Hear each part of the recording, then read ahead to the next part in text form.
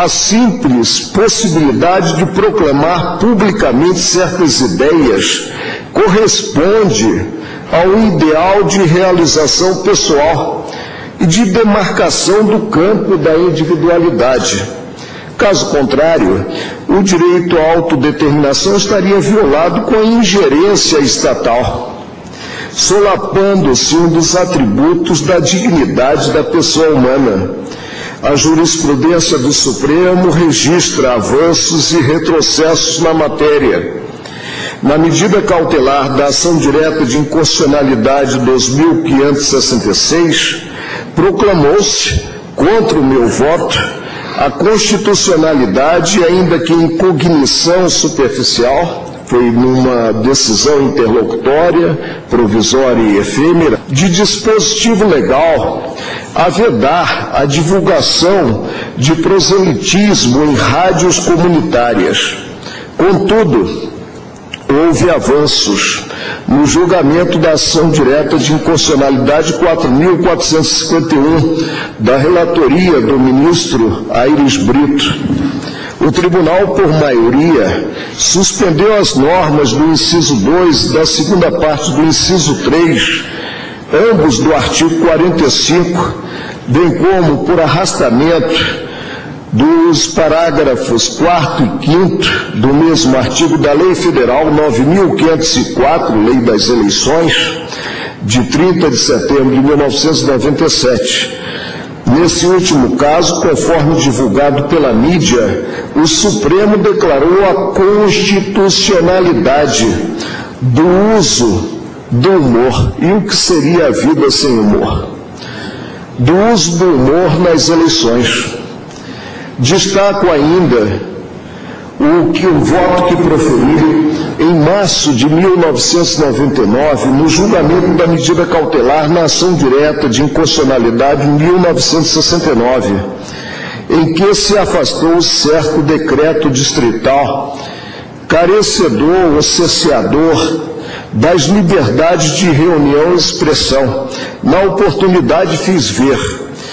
Logo, o gravame é daqueles que envergonham os cidadãos que se pretendem vivendo numa prática democrática e desonram os heróis muitos anônimos, que lutaram, alguns até a morte, por um país livre do vexame, do autoritarismo, das amarras covardes, do despotismo ditatorial. Os brasileiros não suportam mais falsos protecionismos, cujo único resultado é o atraso, a ignomínia de um povo. É lugar comum dizer que a democracia se aprende cotidiana e ininterruptamente, e não é restringindo uma das mais importantes garantias constitucionais, a liberdade de expressão do pensamento, intimamente ligada ao direito de reunião, que se dará vigor e sustentação ao organismo que se quer democrático como o Estado, principalmente o brasileiro, que aspira pelo respeito das outras nações ante a circunstância auspiciosa de integrar definitivamente o rol dos países consolidados politicamente, para o que um dos pressupostos básicos é a certeza, em nenhuma instância refutável, de que ao povo é assegurado ampla e irrestritamente o direito de manifestação. Da mesma forma, no habeas corpus 82.424, assentei a prevalência da liberdade de expressão, vendo como falsa a imputação de racismo contra os judeus e ressaltando que a censura, nas diversas formas, direta ou indireta, prévia ou posterior, administrativa ou judicial, alcançada relativa à passeata mansa e pacífica, embora barulhenta, pela descriminalização do uso da maconha, tem merecido no correr dos anos a pressão e o repúdio dos povos. Mais adiante consignei, pode-se concluir que os direitos fundamentais localizam-se na estrutura de sustento e de eficácia do princípio democrático. Nesse contexto, o específico direito fundamental da liberdade de expressão exerce um papel de extrema relevância, insuplantável, em suas mais variadas facetas: direito de discurso, direito de opinião, direito de imprensa, direito à informação e a proibição de censura. É por meio desse direito que ocorre a participação democrática, a possibilidade de as mais diferentes e inusitadas opiniões serem externadas de forma aberta, sem o receio de, com isso, contrariar-se a opinião do próprio Estado ou mesmo a opinião majoritária. E é assim que se constrói uma sociedade livre e plural, com diversas correntes de ideias, ideologias, pensamentos e opiniões políticas. Continuo, o princípio, já agora no voto, neste caso, o princípio da liberdade de expressão repudia a instauração de órgãos censórios pelo poder público e a adoção de políticas discriminatórias contra determinados pontos de vista. Os delitos de opinião têm um viés profundamente suspeito, se analisados sob essa perspectiva, já que impedem, ou pelo menos inibem, a emissão livre de ideias, a possibilidade de questionar políticas públicas ou leis consideradas injustas é essencial à sobrevivência e ao aperfeiçoamento da democracia. Pontua Cass Sunstein que o direito à liberdade de expressão está especialmente preocupado em proibir o Estado de tratar pontos de vista favorável ou desfavoravelmente. O artigo 287 do Código Penal atua exatamente nesse espaço constitucionalmente protegido, mas não é preciso declarar a não recepção do preceito pela Carta Federal de 1988. Há uma baliza segura para a aplicação da norma. A Convenção Interamericana de Direitos Humanos, Pacto de São José da Costa Rica, internalizado no direito brasileiro em 1992, proclama a intangibilidade da liberdade de expressão. Referida à liberdade nos termos do pacto, não pode sofrer peias. Apenas se admite a responsabilidade civil pós-fato. É o binômio liberdade e responsabilidade, característica das sociedades livres em oposição às sociedades paternalistas e tuteladas. O artigo 13 da Convenção estabelece: toda pessoa tem direito à liberdade de pensamento e de expressão.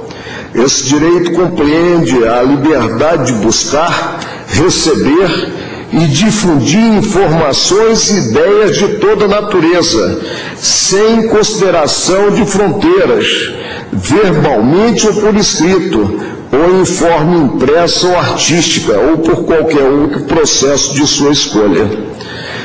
2. O exercício do direito previsto no inciso precedente não pode estar sujeito à censura prévia, mas a responsabilidades ulteriores, que devem ser expressamente fixadas pela lei e ser necessárias para assegurar: a. o respeito aos direitos ou à reputação das demais pessoas; b. a proteção da segurança nacional, da ordem pública ou da saúde ou da moral públicas. Não se pode, item 3º, restringir o direito de expressão por vias e meios indiretos, tais como o abuso de controles oficiais ou particulares de papel de imprensa, de frequências radioelétricas ou de equipamentos e aparelhos usados na difusão de informação, nem por quaisquer outros meios destinados a obstar a comunicação e a circulação de ideias e opiniões. O que extrai o presidente da Convenção? De início, o direito à liberdade de expressão é irrestringível na via legislativa. Cabe aos Estados somente tomar as providências para responsabilizar posteriormente, os excessos. E por que estou recorrendo à Convenção? Porque o artigo 13 prevê claramente as hipóteses em que é admissível a restrição à liberdade de expressão. Observem, item 5, a lei deve proibir toda propaganda a favor da guerra, bem como toda apologia ao ódio nacional, racial ou religioso, que constitua incitamento à discriminação, à hostilidade, ao crime ou à violência. Parece-me, portanto, ser legítimo afirmar ter havido derrogação do artigo 287 do Código Penal com o advento do Pacto São José da Costa Rica. A conjugação dos preceitos conduz à conclusão de que somente são legítimos os crimes de opinião quando relacionados ao ódio nacional, racial ou religioso, bem como a toda propaganda em favor da guerra. Fora disso, o reconhecimento de que a emissão de opinião pode configurar crime deve ser considerado proscrito pelo referido tratado. No mais, transcrevo a respeito do assunto trecho do relatório anual de 2009 relativo à liberdade de expressão da Comissão Interamericana de Direitos Humanos. É claro, estou transcrevendo, para a Corte Interamericana que a defesa da ordem pública exige o máximo de circulação possível de informações, opiniões, notícias e ideias, é dizer, o máximo nível de exercício da liberdade de expressão. Nos termos do tribunal, o mesmo conceito de ordem pública reclama que, dentro de uma sociedade democrática, sejam garantidas as maiores possibilidades de circulação de notícias, ideias e opiniões, assim como o mais amplo acesso à informação por parte da sociedade em seu conjunto. A liberdade de expressão se insere na ordem pública primária e radical da democracia, que não é concebível sem o debate, e a marcha visa justamente o debate, a denominada marcha da maconha, sem o debate livre, sem que a dissidência tenha pleno direito de manifestar-se. Concluo, presidente. Ora, a liberdade de expressão não pode ser tida apenas como um direito a falar aquilo que as pessoas querem ouvir, ou ao menos aquilo que lhes é indiferente. Definitivamente não. Liberdade de expressão existe precisamente para proteger as manifestações que incomodam agentes públicos e privados, que são capazes de gerar reflexões e modificar opiniões. Impedir o livre trânsito de ideias é, portanto, ir de encontro ao conteúdo básico da liberdade de expressão.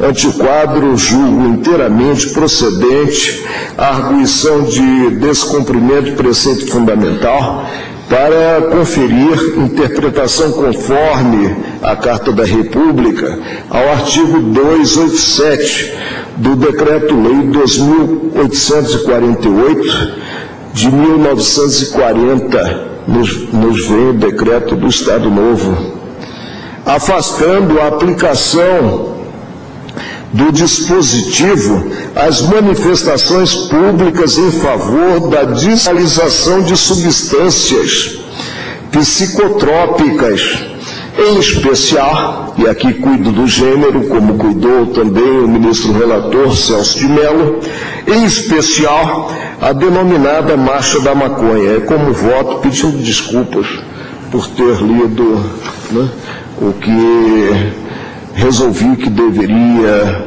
veicular e alvo, objeto de uma reflexão, pensando no Brasil de amanhã, que aguardo que pelo menos seja melhor para os nossos descendentes. O voto de Vossa Excelência não há divergência em relação à conclusão do voto do relator. E bastaria subscrever o voto do relator, estaria muito bem, e não há colocação jocosa alguma, muito bem baseado para fazê-lo.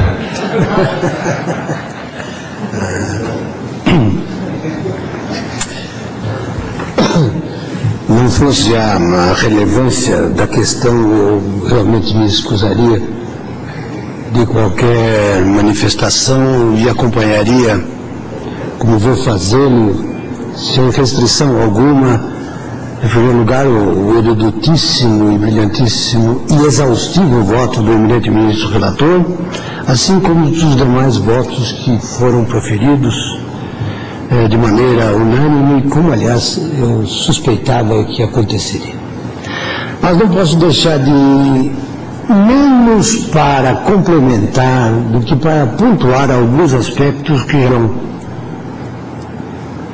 versados por todos esses votos, em particular pelos votos dos ministros, do eminente ministro relator, do ministro Carlos Brito fez uma referência aos pontos que eu gostaria de tocar, e agora também o ministro Marco Aurélio me fez. A locução liberdade de expressão, que na verdade sintetiza os direitos conexos previstos no artigo 5º, incisos 4, 9 e 16, e no artigo 220 da Constituição da República, a meu ver, tem, como de certo modo já foi aventado, a meu ver, tem duas dimensões. A primeira delas é que essa liberdade é uma emanação direta do valor supremo da dignidade da pessoa humana, não é apenas fundamento da República, mas é fonte e fundamento de todo o ordenamento jurídico. Na medida em que tal dignidade estaria gravemente mutilada, se a pessoa não pudesse afirmar-se como tal, isto é, como pessoa humana, manifestando o seu pensamento acerca do contexto em que é obrigado a conviver com os outros, de maneira absolutamente inevitável. Em outras palavras, nesses termos, essa dimensão é um fator primeiro de construção do próprio mundo, concebido não apenas na sua materialidade, mas também no conjunto de referências objetivas que dão sentido e significado à vida humana e que dão uma explicação mais ou menos razoável dessa curtíssima experiência do homem sobre a Terra. Mas, por outro lado, e talvez por consequência, ela é também um fator de formação, porque não há outro meio de fazer, de formação e de aprimoramento da democracia, considerado como um espaço político individualizável dentro de cada território nacional e das opções ideológicas. Ou seja, a liberdade de expressão é uma condição necessária da formação e do funcionamento daquilo que a jurisprudência norte-americana, tantas vezes repetidas hoje, chamava com muita propriedade de market of ideas, que é o mercado de ideias ou uma circulação de opiniões, entendido como um ambiente do dissenso e da troca de ideias tendentes a orientar os políticos e os governantes na condução do Estado e na preparação do futuro. E desse ponto de vista, é um fator relevante da construção e do resguardo da democracia, cujo pressuposto indispensável é o pluralismo ideológico. Ela, evidentemente, não é, e também já se acentuou, uma liberdade absoluta. Posso, para sintetizar, dizer que ela não pode ser reconhecida como tal se há indícios de atividade disruptiva da ordem pública, isto é, como um dado capaz de provocar a desordem social ou violação de direitos alheios.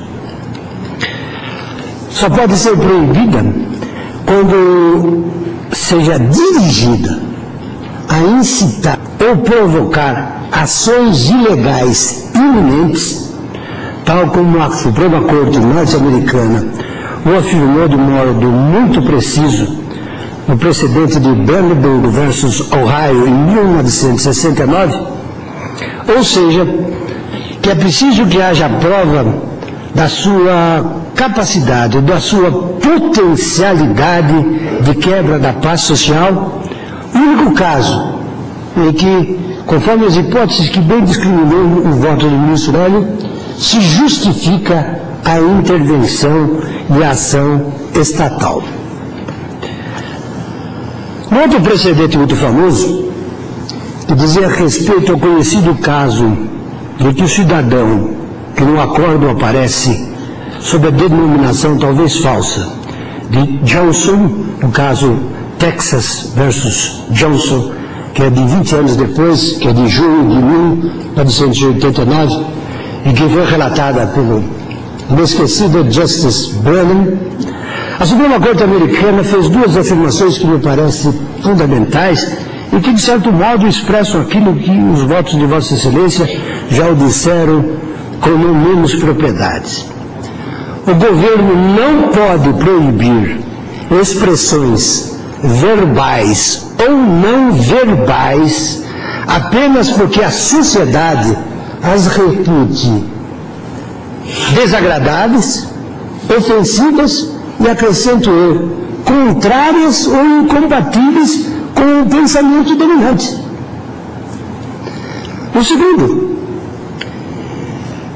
ponto de vista é que é preciso manter esse debate permanentemente aberto, e eu digo que o silêncio autoritário não é o modo nem o meio mais curial de resposta ou de combate a ideias ou propostas discutíveis, senão o debate aberto de onde nasce a consciência e o convencimento. Assim como sucede do ponto de vista individual, segundo uma análise ou uma visão psicanalítica, a repressão a pulsões e desejos profundos é tremendamente destruidora, porque leva a neuroses e, quem sabe, a psicoses. Também a repressão da expressão de liberdade do ponto de vista público é não menos contraproducente.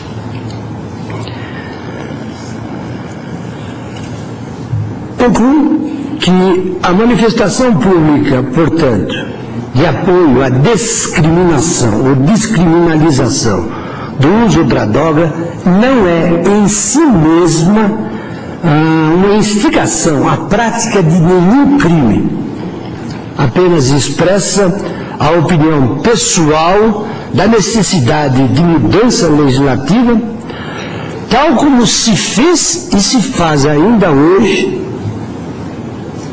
em outros meios, porque a proposta que vem sendo ventilada ultimamente, inclusive com a liderança de um ilustríssimo ex-presidente da República, não é nenhuma novidade.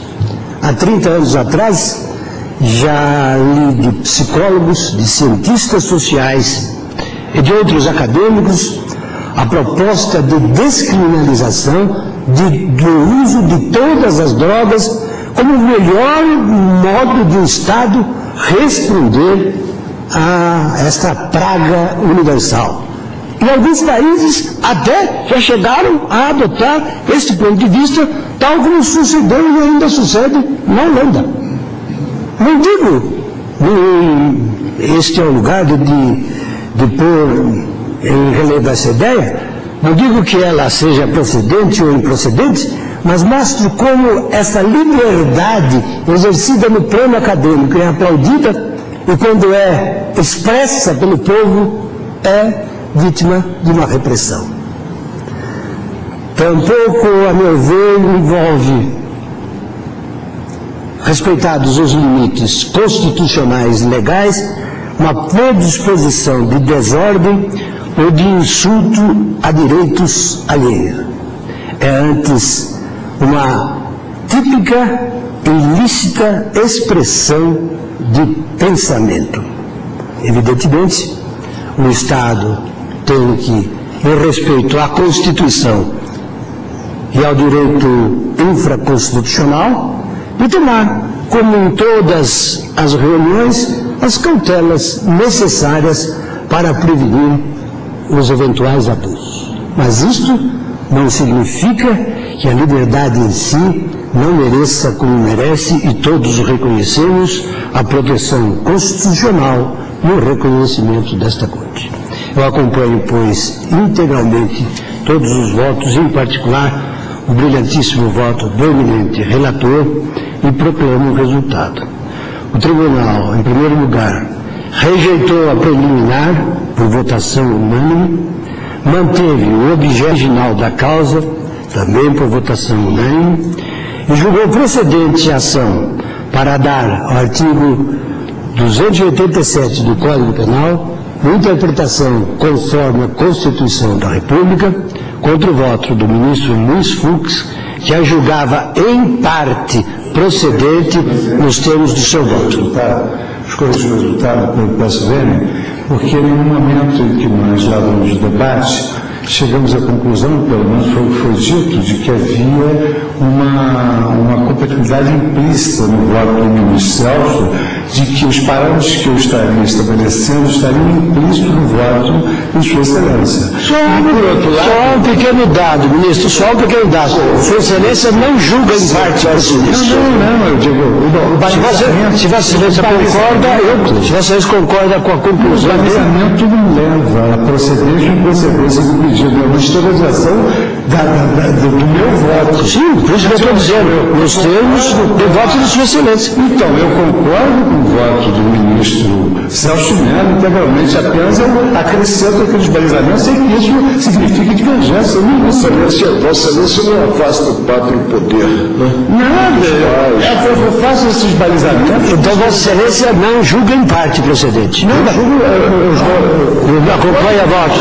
Então eu faço retificação do resultado que julgaram procedente a ação para dar o artigo 287 do Código Penal com efeito vinculante, interpretação conforme a Constituição da República nos termos do voto do relator e também por votação unânime, e declaro encerrados os trabalhos, nem sem antes cumprimentar os eminentes ministros pela decisão e pelos brilhantes votos.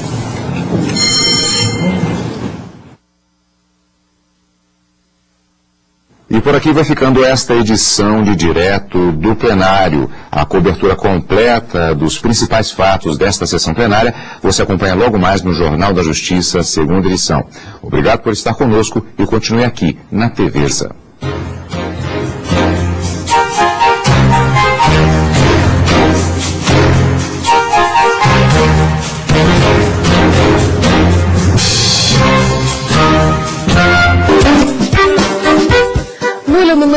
Nesta semana você vai conhecer uma obra rara que traz a descrição da Carta Náutica Portuguesa de 1471, a mais antiga carta náutica portuguesa conhecida.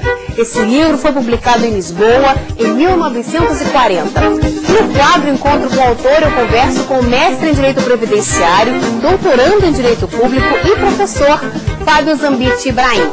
Ele vem ao programa falar sobre seu livro Desaposentação, o caminho para uma melhor aposentadoria. E no Ex Libris você vai saber quais são os livros preferidos do juiz do Tribunal Regional Federal da Primeira Região, Marcos Augusto de Souza. Ele gosta de ler desde pequeno, influenciado pelo pai.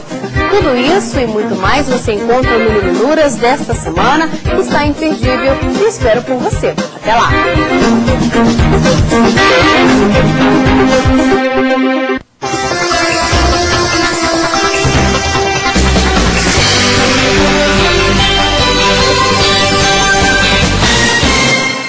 O Cadastro Nacional da Justiça Eleitoral está aberto para o registro de novos eleitores. No Brasil, jovens com 16 anos podem exercer o direito do voto.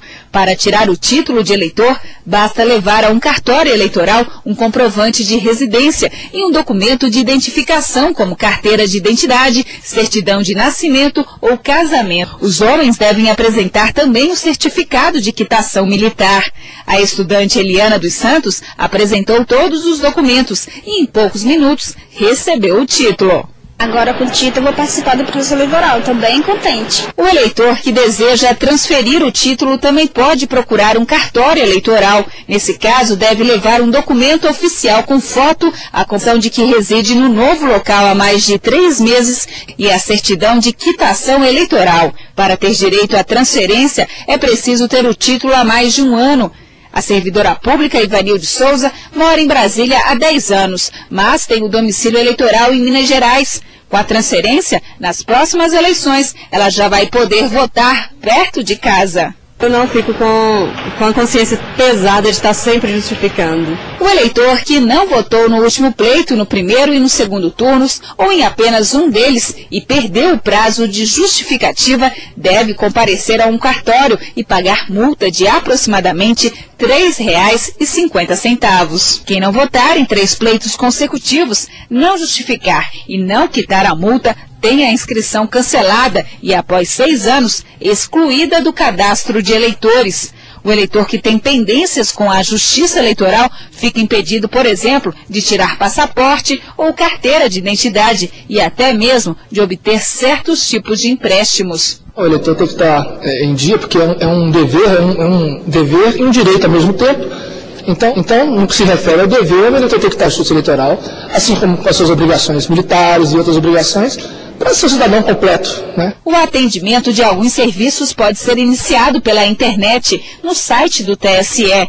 No link Título Net é possível requerer o documento de alistamento eleitoral, a transferência de domicílio e a revisão de dados cadastrais. Com as informações preenchidas na tela, o sistema gera um número de protocolo. Mas as solicitações só são concluídas depois que o eleitor comparecer a uma unidade da Justiça Eleitoral munido da documentação exigida para cada situação. A Justiça Eleitoral sempre busca dar comodidade ao eleitor, sempre uma prestação de serviços que possa agilizar o atendimento, que possa fazer com que o eleitor tenha aquilo que deseja no menor tempo possível.